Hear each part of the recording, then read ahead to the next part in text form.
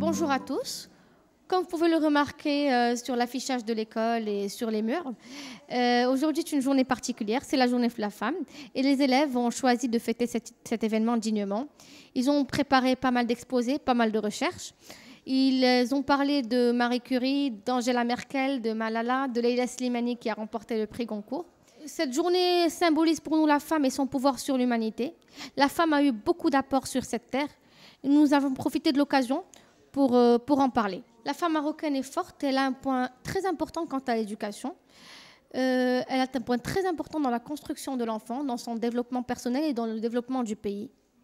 Je vous remercie et je cède la parole à mes élèves qui ont préparé pas mal d'exposés. Ils vous donneront plus de détails. Je tiens à remercier le 7TV pour cette intervention et pour cette diffusion. Merci. Aujourd'hui, je vais parler de Coco Chanel, de son vrai nom, Gabrielle Bonheur Chanel.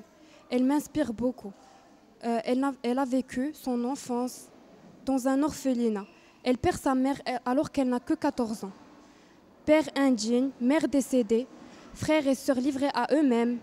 C'est là où le cauchemar des enfants Chanel vient tout juste de commencer. À l'occasion de la Journée internationale de la femme, j'ai choisi de parler de Simone de Beauvoir, née le 9 janvier 1908 dans le 6e arrondissement de Paris, la ville où elle est morte le 14 avril 1986. Elle est mémorialiste, essayiste française et philosophe. Elle est souvent considérée comme une théoricienne importante du féminisme. Elle a aussi participé au mouvement de libération des femmes dans les années 1970. Elle a partagé la vie du philosophe Jean-Paul Sartre.